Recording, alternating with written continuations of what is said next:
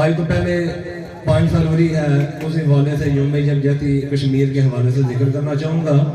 لیکن باعث شرم ہے کہ میں اس کا ذکر کر رہا ہوں۔ کشمیر کو پاکستان کے ساتھ ملانے کے لیے آج کا دن مقرر کیا گیا ہے، لیکن وہاں پہ ڈالر کی قیمت دیکھ لیں اور یہاں پہ ڈالر کی قیمت دیکھ لیں۔ ان کو یہاں پہ اگر شامل کیا جائے گا تو میرے خیال ان کے ساتھ ظلم ہے،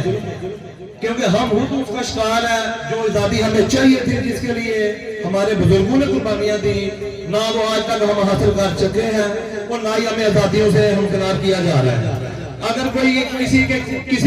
کسی بارے میں کوئی پوسٹ کرتا ہے یا کسی کے خلاف کوئی بات کرتا ہے تو شام سے پہلے اس کے خلاف FIR درج کر دی جاتی ہے، نہ اس کو پتا چلتا ہے کہ کس وجہ سے اٹھایا جا رہا ہے۔ اگر پاکستان کے حق میں بولے تو پھر بھی آپ کو سزا دی جاتی ہے، اگر پاکستان کے دشمنوں کو ہائی لائٹ کرے یا پوائنٹ نوٹ کرے تو پھر بھی آپ کو سزا دی جاتی ہے۔ لیکن آج خوشگوار یہ ہوا ہے کہ جلال جٹا کی تمام برادریوں کا جو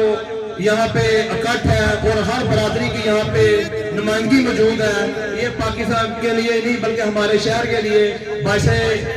فخر کی بات ہے اور یہ خوشگوار ہوا کا جھونکا ہے۔ اور اس کا سارا کریڈٹ جاتا ہے مہر بلال صاحب کو، جو ہر حوالے سے اپنے آپ کو سماجی کسی حوالے سے بھی کوئی مشکل یا آفت پیش آتی ہے پاکستان میں، دور دراز علاقوں میں، یہ اپنی ہر طرح کے جانی اور مالی سپورٹ کرتے ہیں۔ اور میرے سے پہلے یہاں پہ زہیر بٹ صاحب آئے ہیں، انہوں نے بھی اپنے جذبات کا اظہار کیا ہے۔ اسی طرح سب اپنے جذبات کا اظہار کریں گے اور چلے جائیں گے،